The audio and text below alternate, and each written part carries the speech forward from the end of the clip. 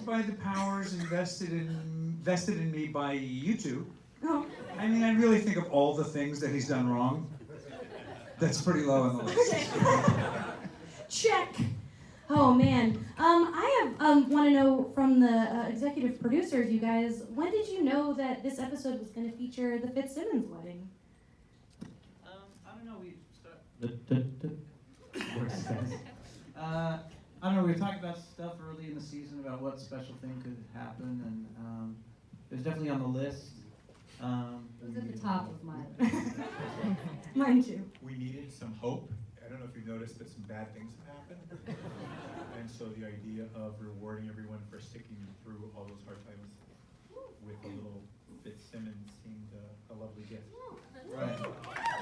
We set out for the show to be not just a celebration of everything we've been through and everything the characters have been through, but sort of a reward for everybody for watching all this. Yes, and everyone who's been fans of the Fitzsimmons relationship, not only do they get the wedding, but they also get the promise of their legacy continuing with the reveal of Deke being their grandson.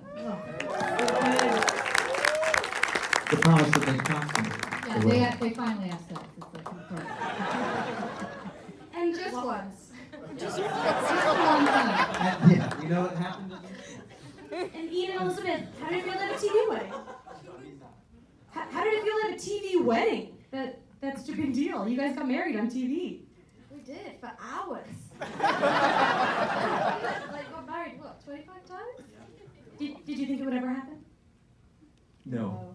And do you know what's cool, actually? Because my mum's in the audience tonight, and I Linda! think deep down she genuinely believes something that nice will never happen to me. So, a real special moment for her. Great for her tonight.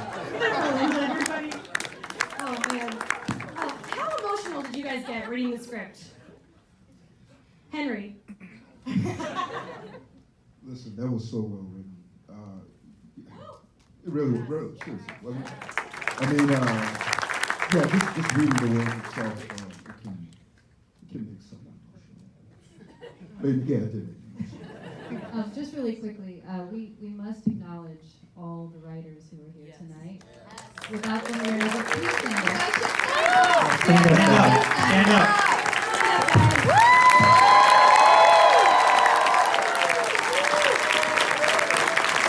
Just know when you look at these people, just know when you look at these weird faces that something that your favorite part of the show came out of one of them. You know, that something that you absolutely love, one of them pitched, or each of them has pitched at least one thing that you love. So, you know, we get to sit up here, but you don't make 100 episodes without a bunch of people helping you.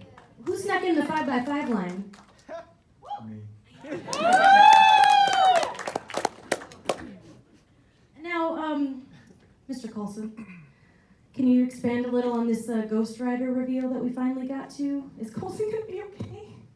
I can. I just, as one other person who's here, so much of the incredible stuff that you see on screen, it took us so long to build that circular waterfall.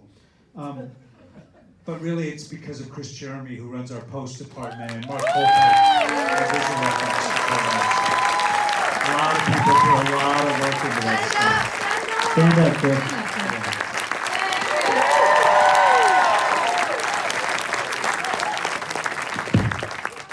How happy were you with the uncompressed sound tonight, Chris? Yeah, you like it. So your question was, Is Coulson going to be okay? I mean, we were shooting that stuff at the end of last season when all was lost with the now inhuman Ada, the former LMD, now just angry person. And she was clearly going to take us all out, and then there was suddenly I had the flaming chain, and I had the flaming chain, people. And Jeff Bell was there, and I was like, so, okay, so it's one of those places now where Coulson seems to know more than Clark does. And there really wasn't much they could tell me other than you're making a deal here that it's gonna come due at some point. And I think he says it very clearly in that scene that in order to take on that, he burned through whatever Kree voodoo had brought him back. which is sad. And there was that beautiful Felinda moment. How does it feel to have such a big fan base rooting for you guys as a couple? I mean, a fictional couple, an on-screen couple. It's amazing. Yeah. It's really Yeah, nice. I mean, it's been an ongoing thing for 5 years, and I hope it goes for another 5 years. It's just this unrequited, like, this angst between them until we're in our wheelchairs or something. Or at least I will be. And who do you guys think has changed the most from the pilot to this 100th episode? Chloe. Yeah. Absolutely. Chloe, what's it been like? 4 when I started the show. How amazing, how amazing that scene between her and Coulson, though. That.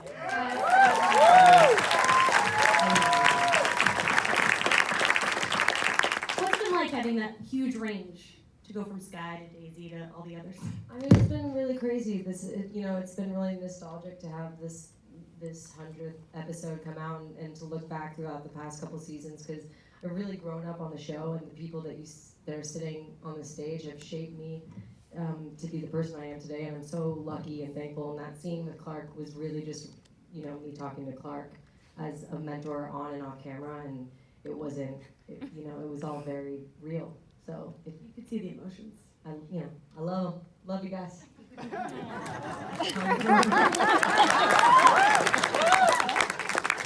Speaking of love and emotion, Natalia, were you upset that you didn't get to attend Fitzsimmons? What? Yeah. Did you see Henry filming for her?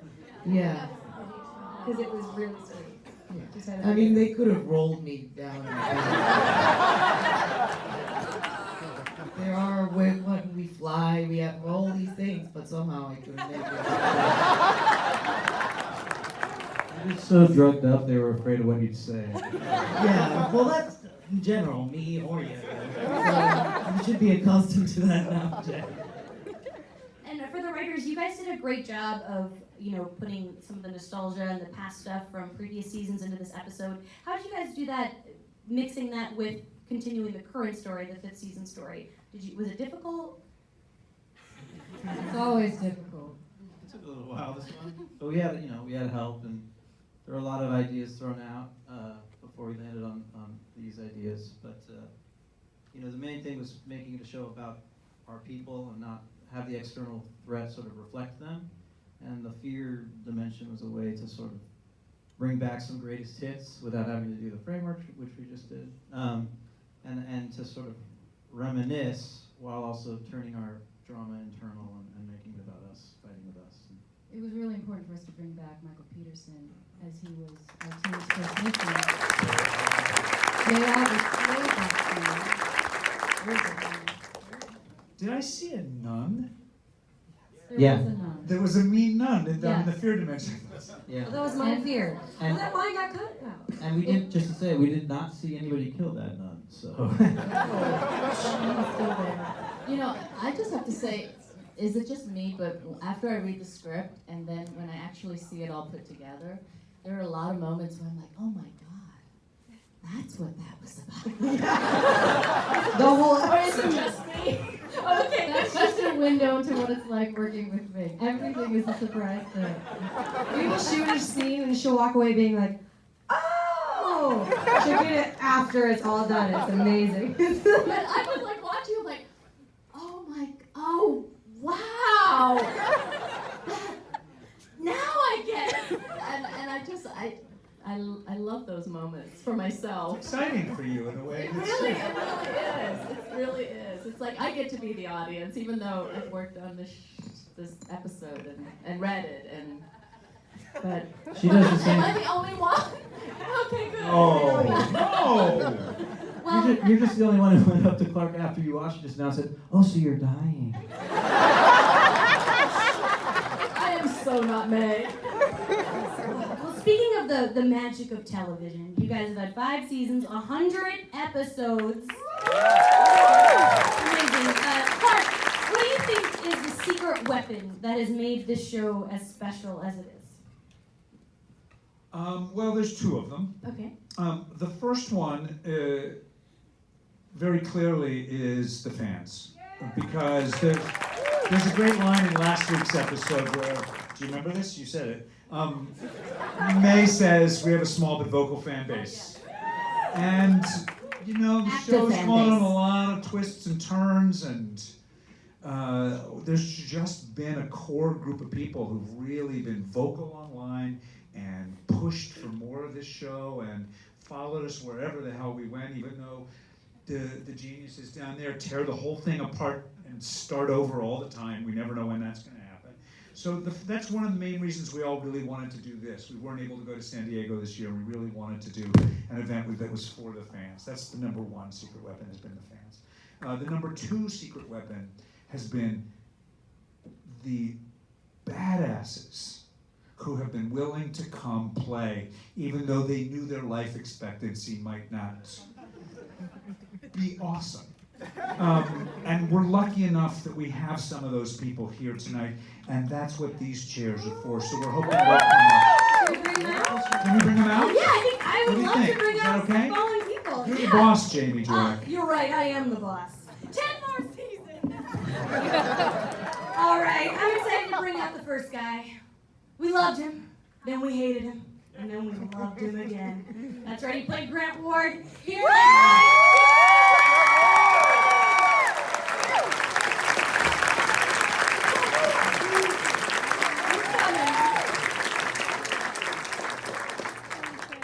Well, I'll just bring the next person out then.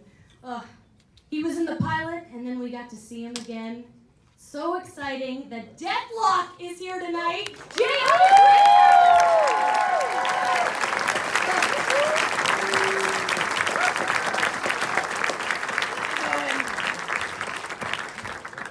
And this next guy, he makes all of us jealous because he has the best haircut around and the best one-liners. It's General Talbot, everybody. Adrian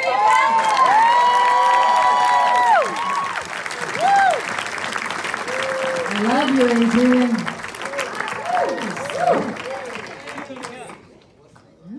We haven't seen this next lady in a while. Last time we did, she was trying to kill her own daughter.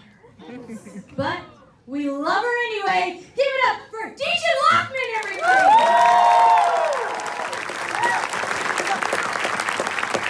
Star of Altered Carbon. One of the greatest fights ever on TV. We've learned that the next one coming to the stage is Sassy. That's right. She had a gruesome death, but she's alive in real life. Wow. Great That's answer, a my best consolation one prize. for Constance Zimmer, everybody!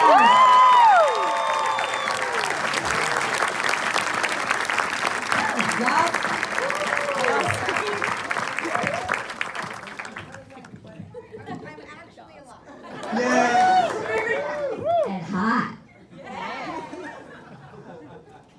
This next guy was once the director, but we know him as the Patriot. That's right, Jason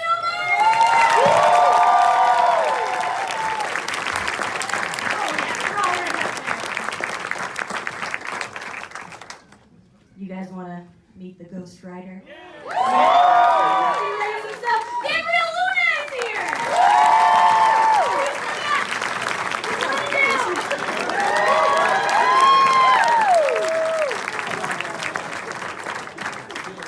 The next lady was one of our favorite agents until a recent betrayal. But we're still really happy she's here. Miss Piper herself, Brianna Metzger! There's so many of you! And next, our most recent Inhuman. He can move rocks. He can save the world. Coy Stewart, everybody!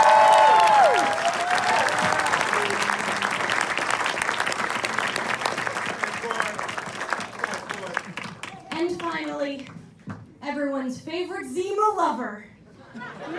He plays Deekshaw Fitzsimmons? Give it up for Jeff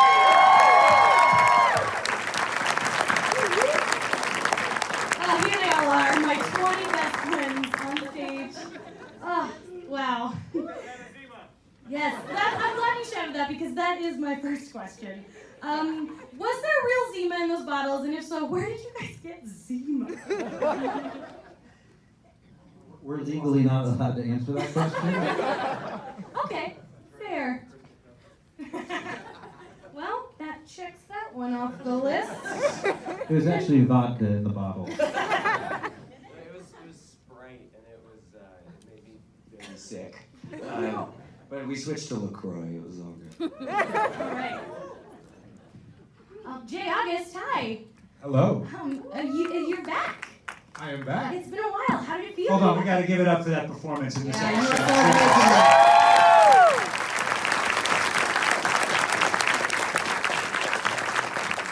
Thank you, Clark. I'm curious, Jay August and Jeff Bell, you guys have worked on a 100th episode together before with Angel, Yes, right? we Yeah. And I was wondering if you guys had advice for the rest of the cast on what it's like to reach this amazing milestone. did. Can I say this first? Yeah. I feel so honored to be a part of this episode. I'm so thankful to you guys for including me in this and including me in this from the beginning. As you said, I was in the pilot, and it just felt like such a full circle moment to do this 100th episode, and it was beautiful. Thank you so much for having me.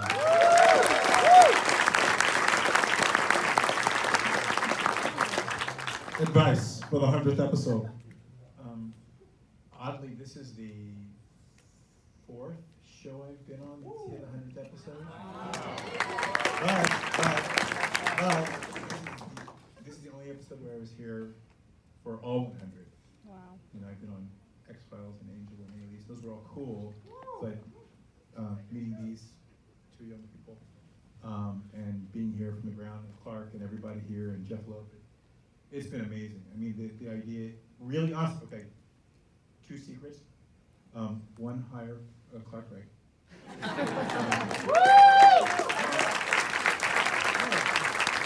Because what we really do try to do is make coming to work, because these people work very, very, very hard, and it has to be pleasant. It has to be as pleasant as what you see on screen. And having, Clark and Ming be here, we had a bunch of new actors who came and said, "Oh, this is how you do it." So everybody plays wonderfully together, and have wonderful writers. But it really is about building a place you want to show up and go to work. And the other thing is to have really smart people with really great ideas and a wonderful crew who can execute that. And then hopefully it touches something in your heart. And if you can do that, maybe you can touch their heart 100 times. I don't know. Well, 110 by the end of the year. Speaking of the new characters, Koi, what was it like coming into a show that's this established? And immediately you have badass powers and get to save everybody. It's pretty cool. I think it's honestly an honor. My dad watched the show from the pilot, and every week he'd be like, "Coy, you gotta get on Agents of S.H.I.E.L.D." I was like, all right, sure. And I auditioned for it a few times, and finally was able to get in the room. But it's been an honor. You guys saw this episode; it was amazing. So it's been a pleasure. And we should say, and when we got in the room, he killed it. I mean, he came in super talented and was thrilled to be part of the team. Thank you.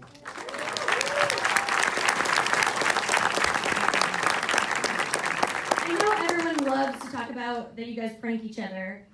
Did you guys get pranked at all? Or were you just welcome in with welcome, loving arms? No, just prank.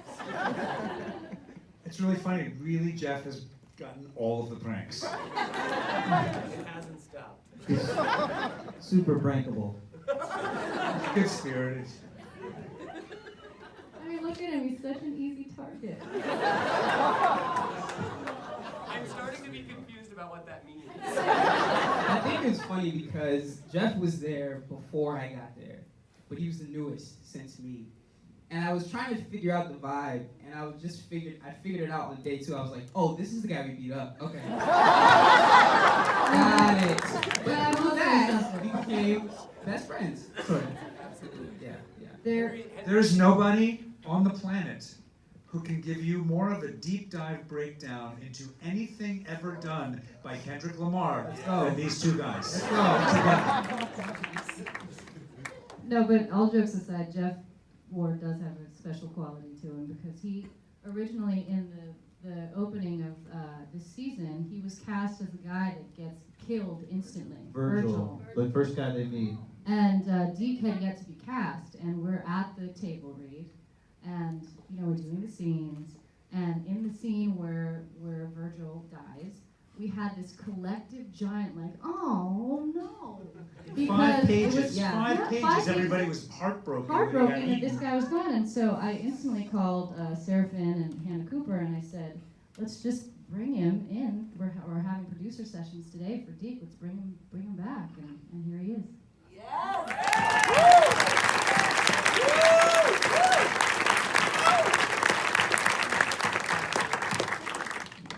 I want to bring it to some of you in the front row here. Some of you have since died, as we previously discussed on the show. Do any of you, do you hope that you get the Coulson treatment and are Tahiti back to life at some point? I'm totally hanging out in Tahiti in a bikini. Just praying. Maybe it's not a good bikini, I don't know. I'll try a one piece. How about that? I just sit at home watching reruns of season 3. We never saw the body. No. We saw a little bit of juice coming out from under those rocks, but we don't know that was you. Wow. Oh, wait, I gotta rewatch that episode then. Jeffrey Juice. Adrian, last we saw you, you got shot in the head. Is Talbot gonna be okay? Is everything gonna be Does okay? Talbot look okay? There's always the virtual reality world. Last we heard, he's in a coma. So, put it this way: when you die on the ship, you come back. So if you're in a coma, you might as well be walking around. Or you're dead when you show up. That's right. And Brett, you died and came back. Did Thank you you expect? for bringing that you're up. welcome. Did you expect that season 4 call, or do you think you were done? No, I thought that I was done. I mean, this is kind of an unfair question for me because I've been brought back twice. So to ask for a third time, I feel like would be asking too much. But seriously, guys, No, it would. can we go? Just one If more we time. have to do I had my 100 phone on. I was brought back for just a second. Nice little entrance. Nice little Project Runway entrance. Hey guys, I'm back. If we have to do 100 more of these things, we're gonna bring everybody back. No, but that's so nice to hear. Can I say one thing, which is, while we're on the subject of people who died and it just wasn't okay with us, we have with us Agent Davis D. Davis, played by Max, the husband of Deej. He kind of seemed like he got killed, but none of us were having it because we love him so much and he's been so great. And so you see him back getting off the plane, and he has many more adventures with us. Stand up, Max, for God's sake. Your shield is up there. Fun fact, Max is married to my mom, my fake mom, Deechin. Are they cute? That's a great segue into my next question for Deechin. Perfect. You were one of the very first ever female MCU villains. How does that feel? I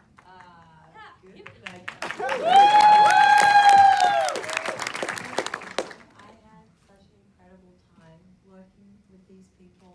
It is like a family, and one of the big things that sucks about dying on the show is that you don't get to hang out with them as much because they're always busy working on the show. So that was, yes. But I mean, for us, it's different. For you, it really was a special time, and I don't know if everyone knows this, but I mean, you probably could tell I was pregnant, and Marissa was also pregnant at the same time, and these guys were going through so much. And it was weird synchronicity because it wasn't really planned, but our daughters both had the same birthday, right? Same due date. Same due date.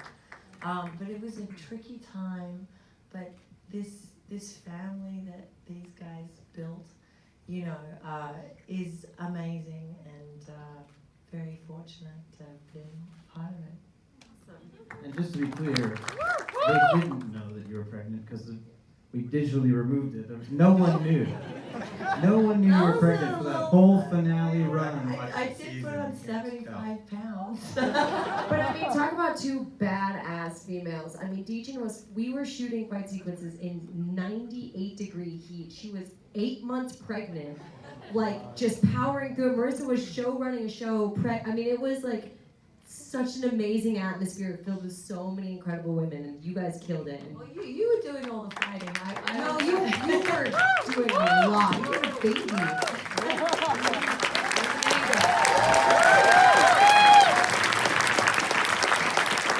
I think we can all agree that the thing that makes the show so special is how awesome and badass all of the women are. I've never seen a show where so many women are just saving the men and kicking ass. And Marissa, I feel like you're the heart of that. And what? She, as the woman, she gets a little bit more credit. What started it all? What made you guys say this show needs to have all these women? I think that's the thing. I think that's what makes our show unique is that everyone, all of us as writers, it wasn't even a question. It just was. It just made sense to us. It's the reality of how we live. We all have very strong women in our lives. My mother is here tonight.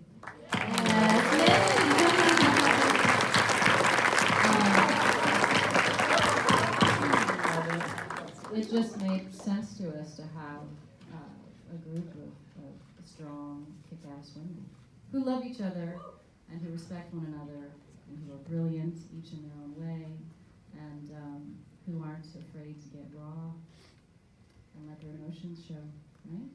It also didn't hurt that they all can fight good. You're like, give them more fights.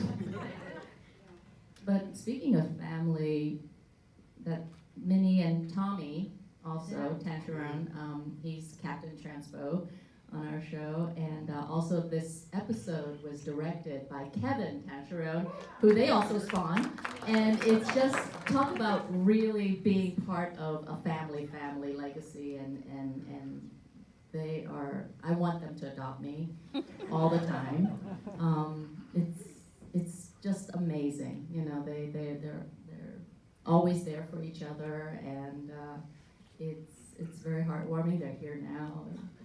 Yeah. Tommy's taking videos all day. So cool. You always know my father's around because he's just he'll document everything, which is great because now especially for our daughter, it's just her entire life is definitely documented. And her life with you guys. I mean, that's one thing, yes, our family is behind the scenes, but our entire cast and crew have become this giant family together, and we've seen, I mean, some of our writers have new children and firstborn children. Everyone in our crew has had new babies. I can't count the amount of Shield babies we've had over the course of 5 Some years. are expecting? Yeah. Well, then I have to take a moment to just say that Teacher Coulson had a sassy student who was played by my daughter Stella. You can stand up. And the sass she brought somehow was not a stretch. Jumping back up to season 5, Brianna, we've had a rough couple days. How have the fans been reacting to the betrayal? It was like a good 5 minutes of just like meme after meme of like a lot of those, a lot of like people fainting, and then about 10 minutes later they were like, all right, we forgive you. Like before I even redeemed myself, which is actually, I think that says a lot about the people who are very loyal to Piper. But yeah, no, it's been good. It's been mixed. I'm still, every now and then I'll log into Twitter and it's a lot of like angry face, and then like a dot, and a rainbow, and a heart. Yeah, I know. I think deep down inside though, we knew she meant well. Even reading it, I was like, no, not her. She loves her too much to do anything wrong, I gotta say. And speaking of people who can be good and bad depending on their form, Gabriel, you play Ghost Rider. That's like the coolest thing ever.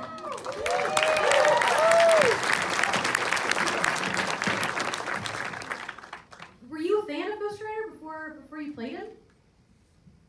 Yes, actually.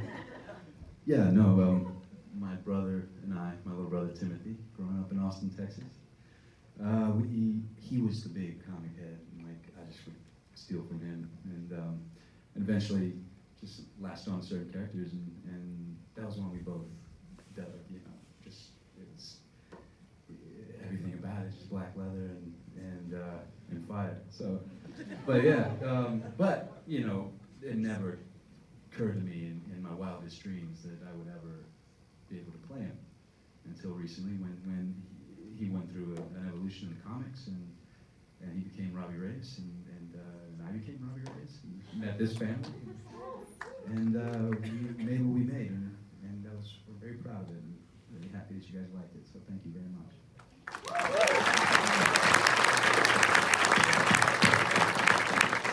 You're not the only one who has played an existing comic character. There are a few of you. We've got Yo-Yo and the Patriot, and of course Quake.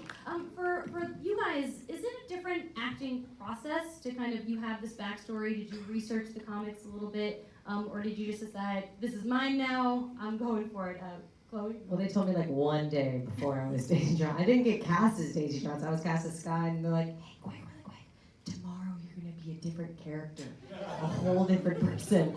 And then no, I didn't have that quick, but there was like whisperings that I was gonna change, and then I actually went onto a Shield fan. One of you probably runs it, but I went onto a Shield fan site, and it was like looking up potential characters that I could be, and I actually thought I was Yo-Yo for a second. And I also thought I was going to be Mantis.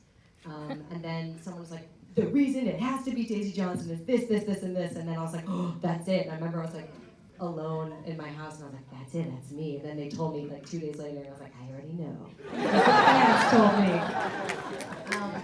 But yeah, it's cool to have an already like a newer established character. But we've done our thing with it, I feel like, so she feels fresh. Same. I found out the day of my first table read that I was going to be Yo-Yo, and it was Elizabeth and Chloe who ran to me and said, Yo-Yo! I said, no, I'm Eliana Molina, tough girl from Colombia. No, you're a superhero, and I found out through them. What? You didn't know before that? No. Oh. I just like, I got passed. I got called into the table read, and I found out there. But my grandfather was a huge comic book fan, enormous. My grandma used to get very angry at him because he would spend his hard-earned money on comic books, and he was an actor. So I think he would be incredibly proud and happy to know that I am doing something. And of course, Jason is the Patriot. Yeah, I remember with Jeff Loeb calling me at first, because I got this message saying Jeff Loeb from Marvel wants to talk to you about something on Marvel's Agents of S.H.I.E.L.D., and I was like, oh. And when he was, Hardy har. Does he know? Was it the Patriot? Was it? Brilliant. That's brilliant. Let's do it. So, Admiral Patriots. and I said, the Patriot. Okay, yeah, I can do that. And he said it actually, the origins dated back as far as 1941, which I thought was amazing, but also I was baffled as to how they would try to take a character like that, who could easily be kind of sort of flag-wavingly cheesy, and bring it into the modern world, into a very modern, cutting-edge show like Agents of S.H.I.E.L.D. And so I think that's what really kind of surprised me, was how unique and unexpected the Patriot's journey was, and Jeffrey Mace's character's journey in the show. I don't know any other superhero journey like it. The fact that he wasn't a superhero and sort of became one in his heart, and then sort of somehow earns the right to become one in another dimension, in another sort of reality, I thought was incredible, and is a real testament to the imagination and execution of these guys. It just blows my mind.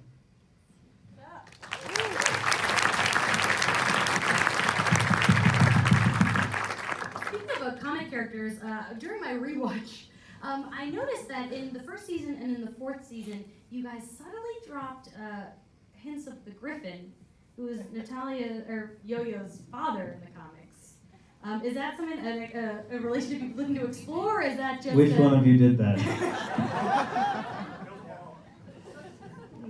So no is the answer. Well, no, we do drop lots of little things, but what inevitably happens is we'll get a script and there'll be some name in it, and we'll say, yeah, this is a weird name. Is this like a deep cut from the comics that you researched, or is this just a weird name you picked? And a lot of the times they say, no, I don't know what you're talking about. It turns out that they're trying to sneak something in. But yeah, we drop a lot of little things, and we have to clear them all with Marvel proper. So Yeah, that's the other thing. Sometimes we have really big, cool ideas. They go, oh yeah, no, that's a great idea, but that's going to be in Doctor Strange #9. So instead we get Ghost Rider, which is cool. Which great. Yeah. Which is great. Are we gonna see more Ghost Rider? it's a good question.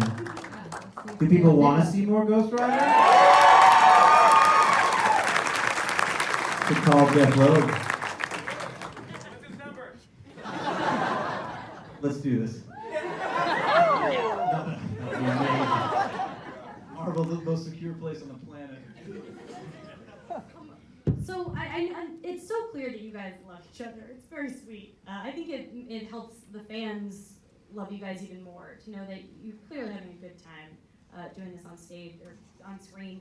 And I know some of you in the front, like each of you, have been on this show in a while, but clearly the fact that you're here today is a testament to the fact that this is a special experience. And I don't know if anyone wants to touch on, just what you love about everybody. What makes this? Yeah, go down the line, just in general. This is already a love fest. Shouldn't we go the other direction and start just airing our grievances? I'll say something. I've been lucky enough to kind of hop around the super comic book world. It's been on every show, you guys. Anyway. Supergirl, Walking Dead. How many jobs do you have? I'll pass too. All right, That's yeah. coming. Sorry. Humble brag.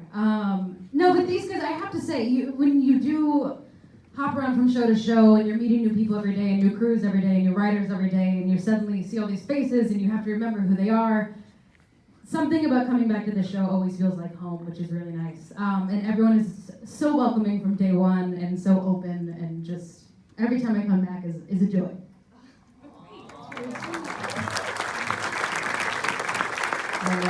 Yeah, maybe we should kill it. Oh, thanks, babe.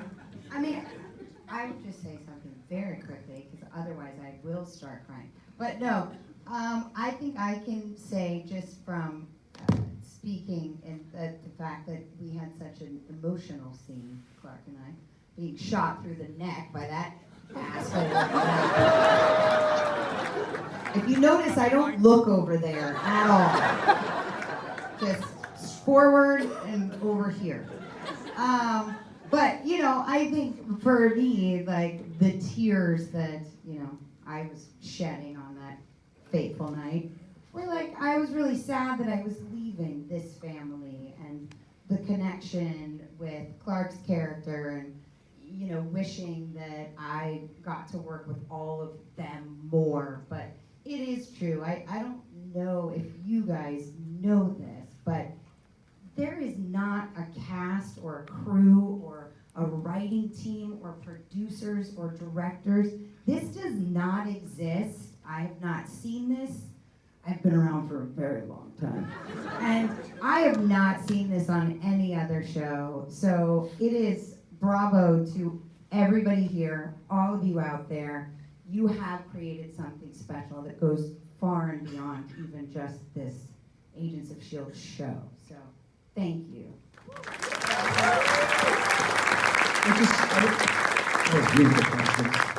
I love the way you reacted. I'll just say this. I met Brett and Jay in England at a Comic-Con, and I just love the way you guys, where are you going with this? I just love the way that, okay. Just like, there's a couple things that we're gonna...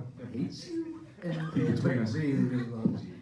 And I love how that dynamic plays out everywhere I'm in the same room. She just said that immediately. It's like everybody hates him, even in Blackpool. So, but no, I love It's a love-hate. It is a love. Exactly. It's a love-hate. And to something that Constance said, I think that love and unity that everyone feels is a clear reflection of our bosses as human beings. The reason why there is no bullshit wrestles in this show, sorry, please, it's because of these guys. It's because they are not that. They are some of the kindest people I know. It's true. Truly. Everyone And I don't think is we can afraid say they're that. going to die. What? Yes, I'm afraid I'm going to die because they keep chopping my limbs off. But no, I go to work every day, and I don't think anyone in this world can expect to be surrounded by the same people 24/7 and just fall deeper and deeper in love with them. And it happens to me every day of my life. I come out and I go home, and I just feel more fulfilled than I felt the day before. So it's really special.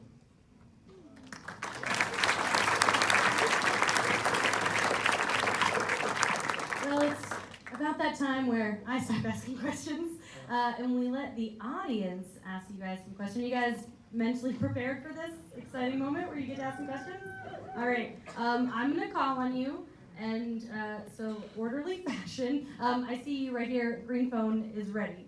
Oh, yeah. Yeah. So I'm going to take it back to season 3 for a second, because there's a moment between Daisy and May, and right after Daisy got swayed, and in the containment module, and right before May got hit on the head, when May started opening up to Daisy, and there's always been like that mentorship and mom maternal figure between the two of you. And I also, so May started opening up to her. So my question is, what if May was allowed to actually finish her sentence? What she would say to Daisy? I'm gonna be honest, I don't think either of us remember. Do you remember? Oh, that! Yes. Season 3! I know. Daisy and May. I What? would think that. Talking about Bahrain? No. You're gonna have to talk extra slow for Meg anyway, really. Listen, I gotta be honest. It's 100 episodes. It's just tiring as shit. And what happens is we watch them. Sometimes ones we shot like 3 weeks ago, and we're like, what's gonna happen? So if you're going into season 3, I don't even know who was on the show then. What about then just a motherly advice? Right, I mean, for. What? Yeah, go ahead. We still won't know. No, I'm just kidding. Go ahead. But. Okay, so here's a slightly better. Are we going to maybe see more of a like mentorship, maternal moments later on coming up? Then I'm gone. Oh! I just feel like a logical coach. It's interesting because, you know, May is always kind of in the shadows, like just listening and observing a lot, and she doesn't. It's in her eyes, you know, that she's proud of May. I mean, not proud of You're May. Can someone tell her what her character's name is? Meg came up to me after that episode About Agent and Johnson? Fitzsimmons were brother and sister. She has no. No. When I was like, who's Agent Oh, Johnson? she goes, someone referred to Agent Johnson, and she was like, who's Agent Johnson? I was like, me, May, me. I'm Agent Johnson. She goes, oh yeah. I was like, Sorry, okay. she does it with looks. But I think it would be nice if you know, I think Daisy knows that May is proud of her, but she's always going to be that kind of Tiger mom. in a lot of ways where. Yeah, I mean, I Yeah. definitely. I would like you were her. you were my. Yeah. C-O-O-P-O. Yeah, I knew that. Yeah, she was my. Yeah, I mean, I think there's always like a pseudo mom kind of guide and partner friend. I would love that. There's definitely some scenes coming up that we are about to shoot where stuff happens and. Although I she would comes love in and- for May to have a superpower, so I could just go like that. Yeah, but then Are there any other you'd be- questions? Hang on. you would have the What- best nickname ever. That was the worst Hello. answer, huh? Hello. Disappointing. It means We love nothing- each other. it Yes. means- It means nothing to be an executive producer. So, hi. No, what I wanted to say about what you asked was one of the things I love about Agent May is she is this very stoic, very seemingly shut down character, which was why it was so fun in episode 8 of this season to see her surprised to find herself as a surrogate mother for Robin. And I thought it was really beautiful how she played that, and how it was wonderful to see a different side of May that we hint at with when she's with Daisy or someone else. But those were my favorite moments this year, was when we flash and she realizes that, oh, I'm the mother. I thought it was gorgeous. Beautifully done. Beautifully Yeah, done. I love that. I also think throughout. Yeah, we joke and tease, and then she just shows up, and there's just this gift, this just person there that's really remarkable. I mean, Agent May. It's just magic. She's just there. The next question, I believe, green shirt here. My question's also for Ming-Na. I've always wondered who would win in a fight. Do you think Agent May or Mulan?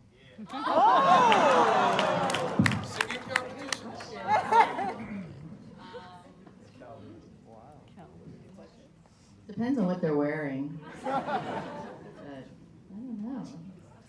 I would, yeah, maybe. That's a good question. Bet on. Stuff happening here, Jeff. Well, I'm in a Marvel panel, so I'm going to say May. There you go. Any other questions for me? Before we take it back to the audience, we actually have some Twitter questions. This one is from AOS Biatch, a great handle. She wants to know, what do you guys like the most about meeting fans? Anyone thought jumps to mind? I'll just say that, this is sort of a love fest up here, and we're talking about how much of this is a family, and it for sure is, but the fans are definitely a part of that. I mean, we are creating something that we want to see. That's our only goal, really, is to create something that we think we'd want to see.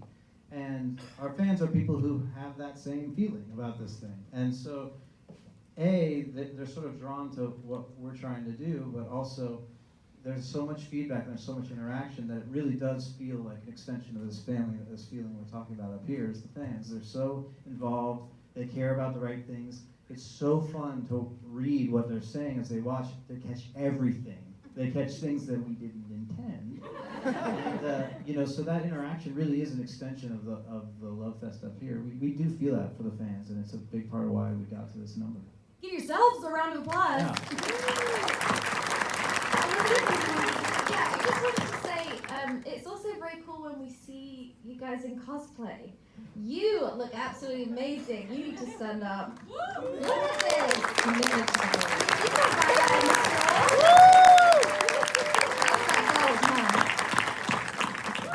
Who else is in cosplay? I saw Quake over there. Yeah. Stand up if you're in cosplay. Costume. Carter. That is a great costume.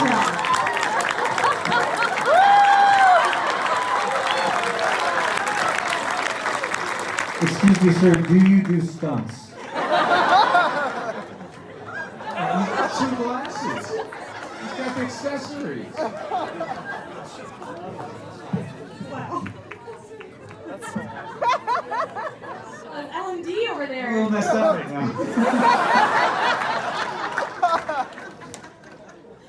Let's take another one from the audience. Really quick, I just want to say nothing is more important to, like, we do this and we shoot and, we're kind of in our own little world, shield world, and sometimes it's easy to forget how much it goes out to all of you guys. And nothing is more important than when I meet a young Quake, I meet a young girl who goes, seeing Daisy Johnson, seeing Simmons, seeing Yo-Yo, seeing May, because I now want to be a doctor. I want to be in science. I started taking karate because I want to be able to defend myself. Seeing the inspiration it gives to young girls, like, nothing is more important than that. I know it's just a show, but the fact that these bosses, that there's representation of so much diversity on stage and in all ways, and especially with the women, it's really special. And I do think that it affects you guys. I feel it makes an impact, and That's really, really important. So I just have to say that. Also, speaking of badass women, Megan Thomas Brad, where are you? Oh, she's the dark knight of this show. She never takes credit. Yeah. She's incredible. The pilot She's on. probably a bigger nerd than anyone on Marvel this earth. executive Megan Thomas Bradley. And Wendy Wilming right next to her, our present Marvel executive. Stand up. Stand up. Stand up, These Wendy. two women are Wendy. really important. And they're wonderful. I believe Glass is here. I pointed to you earlier. Question? My question's for Adrian, I thought. How is it playing like two characters in the Marvel Universe, Glenn Talbot and Tony Stark? Ah. I just want to say I've never been around a bigger collection of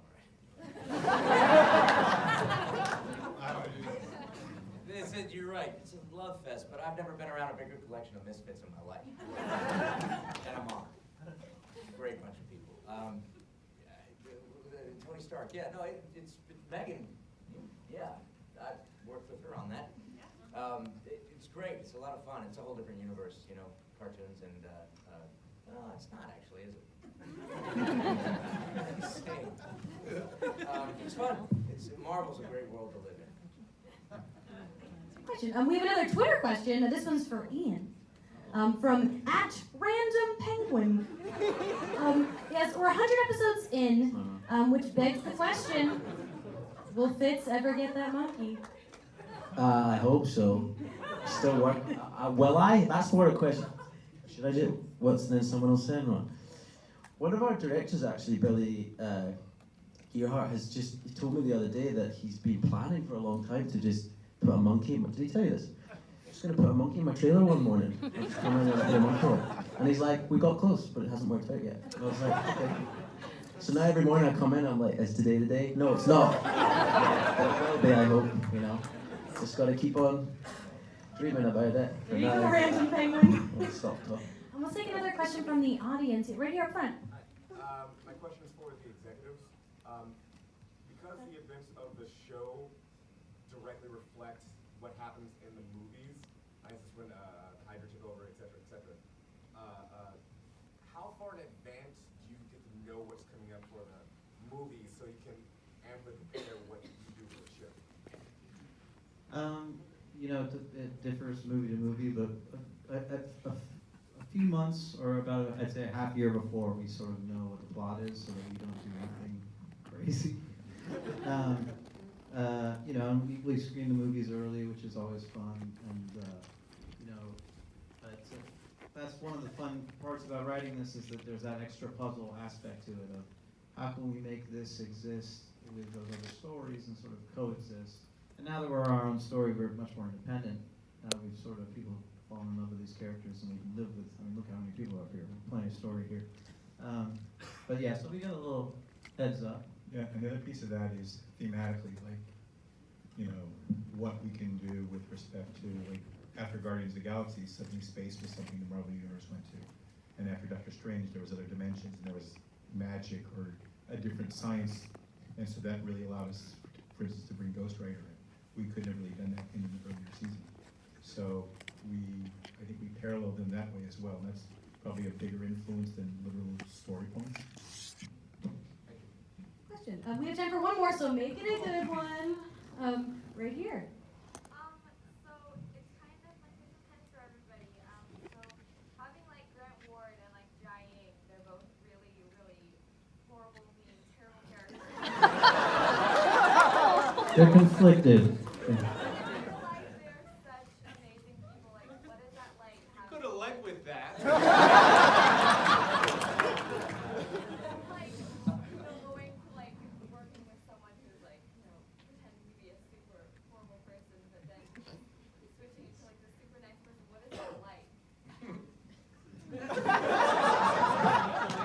It's acting. No, but it's weird. It's weird because you get very, you know, Brett's a great example. Brett was with us from the very beginning. And when, you know, all of a sudden the producers showed up down at that racetrack that's no longer there because we were shooting that day, and pulled everyone into a trailer to read the real ending of the script where he shoots Victoria Hand. And it's upsetting. It's because you realize there's no coming back from that. It's not going to be the same kind of relationship with that character. And it's, you know, Brett's a great person, but it's changes. And then somebody, you know, you read you're so thrilled to have someone like Constance or Jason or anybody we've lost on the show, and then all of a sudden you get a script and they're gonna go, and it's where the boundary between life and art really gets fuzzy, because we're all heartbroken because we spend, you know, 1 million hours a week with them, and then they're gone. Yeah, Brett was especially hard. I remember in that moment, just They all looked, because we told you before. So. Yeah, like a couple days before. Right. But you were sitting there while they were reading the pages, sort of like. And then they read it, and they all kind of went, you like you'd done something. And, I felt it, I was there. Yeah. Chloe said, I kissed you. And then Ming said, I slept with you. Not in those words. What a good way to end this panel. Thank you so much for coming.